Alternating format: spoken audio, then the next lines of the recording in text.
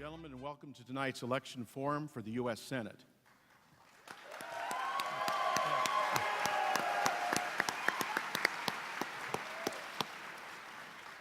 My name is Steve Henson. I'm the managing editor at the Pueblo Chieftain newspaper, which is one of the sponsors this evening, along with Action 22, the 2020 Commission's Governance Task Force, the Pueblo Center for New Media at Pueblo Community College, and this beautiful Pueblo Memorial Hall. A couple of words about the format. This is our 10th forum this year, so most of you probably have heard this 10 times. But each candidate will have a couple of minutes to explain to you why they are asking for your vote. And then after that, we'll begin a series of questions and answers. The questions have been submitted by readers of the Chieftain, and we will not be accepting questions from the audience, and that's to prevent one of the candidates from being ambushed in this kind of a setting. Feel free to approach the candidates between now and Election Day to raise your concerns, debate, whatever. But that's how we'll be doing that this evening. As we pose the questions and alternate them to each candidate, they'll have 2 minutes in their initial response, and then they'll have a 1-minute rebuttal. If there's a lively exchange going, we'll add 1 rebuttal to each candidate, but then we'll move on to the next question. I think it's safe to say this is a lively audience, and Yeah.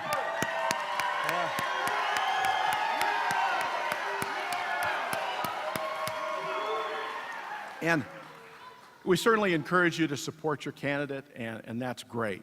What isn't great is heckling the other candidate and trying to debate them from your seat. And both of these gentlemen are elected officials who have served us.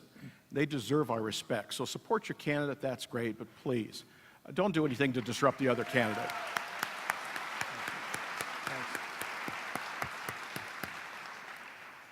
Great, thank you very much. Okay. The coin flip, Mr. Udall won the coin flip. He elected to conclude.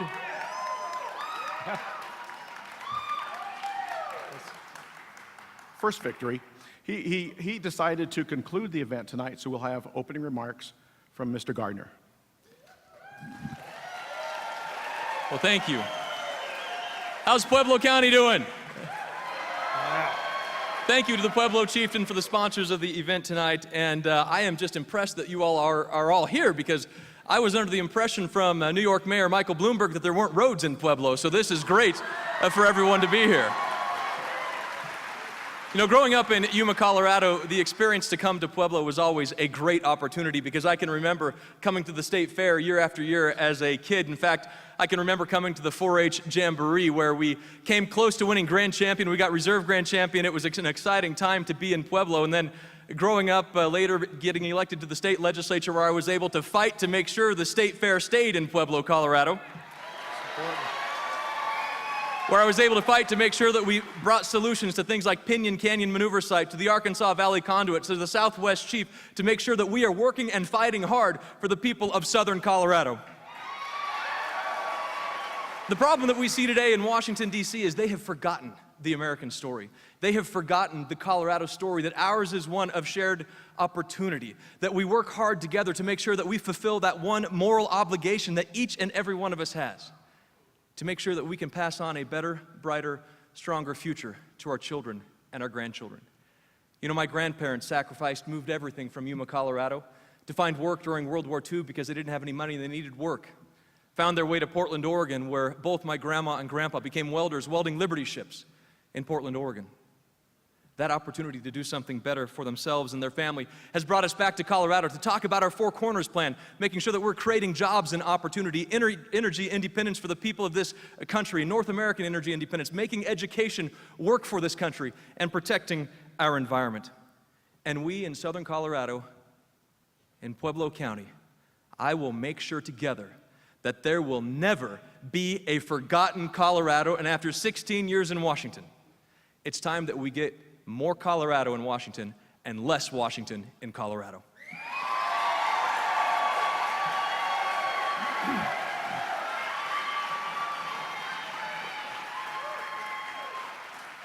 We'll now have opening remarks from Mark Udall. Isn't democracy great? It's a great spirit here tonight. And Steve, I want to thank you for urging everybody here to wave at Congressman Gardner and me with all 5 fingers during the debate tonight. I want to thank the Chieftain and all the other sponsors for holding this important debate tonight. I was privileged some 6 years ago to debate my friend Congressman Schaefer in that campaign, and this is an important tradition here in Pueblo. When you think about Pueblo, Pueblo is the heart of this wonderful state of Colorado in which we're so fortunate to live. It's the Steel City. It's the people here are real heroes. It's the home of heroes. We have more Medal of Honor awardees in this part of our state and this part of the country than in any other part of our country. And I've been so fortunate,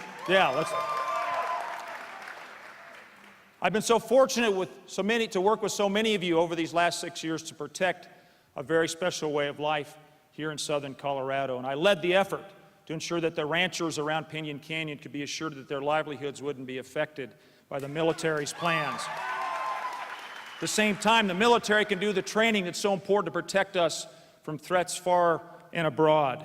I worked to extend the production tax credit so the wonderful workers out at Vestas know that they can continue to build the wind turbines, those wind machines that are so magnificent, and we're going to grow that industry and we're going to produce American energy here on our shores.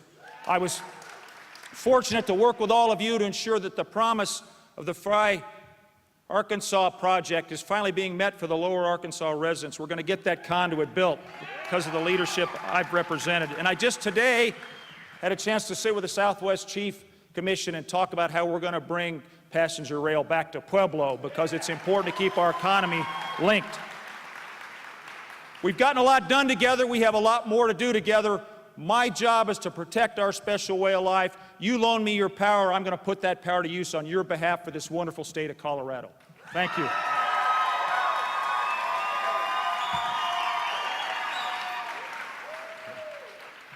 We'll now begin the question and answer portion, and Mr. Udall, you'll answer this one first. As a U.S. Senator, your obligation is to represent the entire state. Southern Colorado has struggled with economic development, inadequate funding for our schools, high insurance, high utility rates, Northern Colorado trying to take our water. What can you do to help our part of the state? This election is presenting significant contrast between Congressman Gardner and me. There are real choices in this election. And let me talk to your question, Steve, in that context. We need to raise the minimum wage so that people who work 40 hours a week don't live in poverty. We need to make sure that the Pay Equity Act is passed, where women are paid the same for doing equal work as a man. Let's pass legislation that would increase the amount of Pell Grants so college is affordable for our young people. And let's make sure that tax credits don't go to companies that take jobs overseas, but instead keep the jobs here. Those will help the economy not only of southern Colorado, but of all of Colorado and all of the United States. Steve, that's a significant difference between Congressman Gardner and myself. He doesn't agree with any of those policies. In fact, he's voted against a number of them on a number of occasions. Let me talk about water.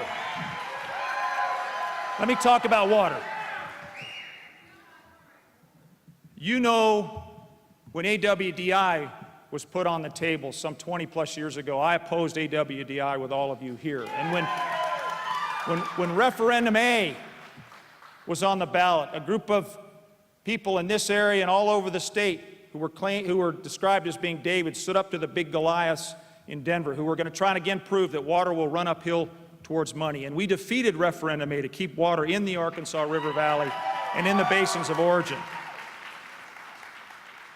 You know, a few years later, Amendment 52 was on the ballot.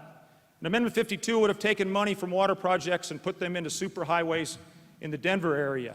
And you know who authored Amendment 52? The congressman standing to my left. Congressman Gardner authored a bill that would have taken water out of the basins of origin, instead building superhighways in the Denver area. That's not how we protect Colorado's way of life. That's not how we ensure that economic development comes to all regions. We should be working together to move our state forward.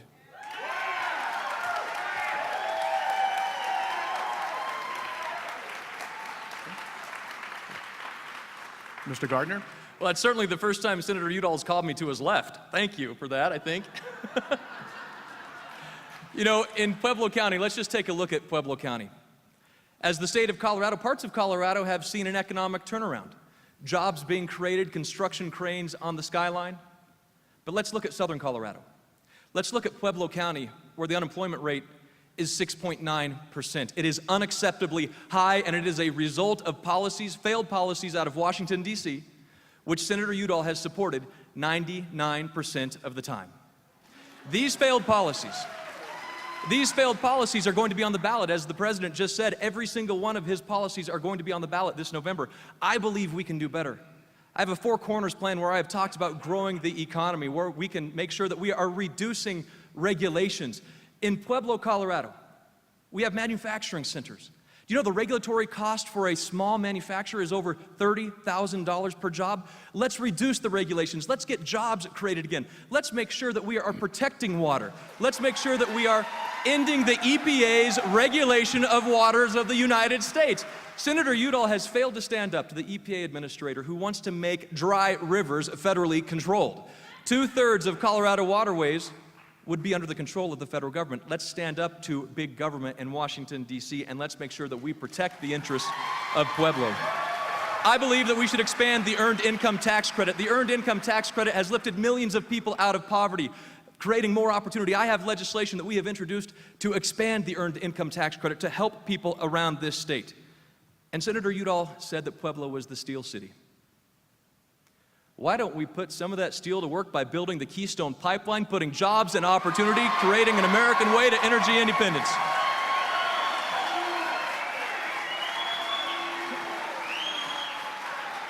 Congressman, let me remind you that when the ballots are mailed in 4 days, you're on the ballot, I'm on the ballot. It's Congressman Cory Gardner versus Senator Mark Udall on the ballot. The reason you want us to talk about 99% is because you're the 10th most partisan member of the House of Representatives. You have a record that's beyond extreme. You want to limit women's reproductive health choices. You voted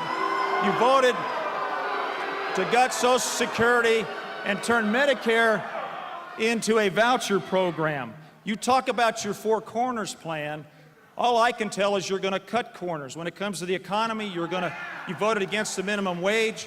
When it comes to education, you voted against Pell Grants. When it comes to energy, you touted an energy bill that in the end didn't hire a person, didn't finance a project, and it was repealed. And when it comes to the environment, you deny the science of climate change. That's not a Four Corners plan. That's a 1950s plan. Mr. Gardner? Oh, thank you, and I would just remind you that it was the President of the United States, who you agree with 99% of the time, who said that you and his policies will both be on the ballot. And I'll just say this, that Udall and Obama are both five-letter words.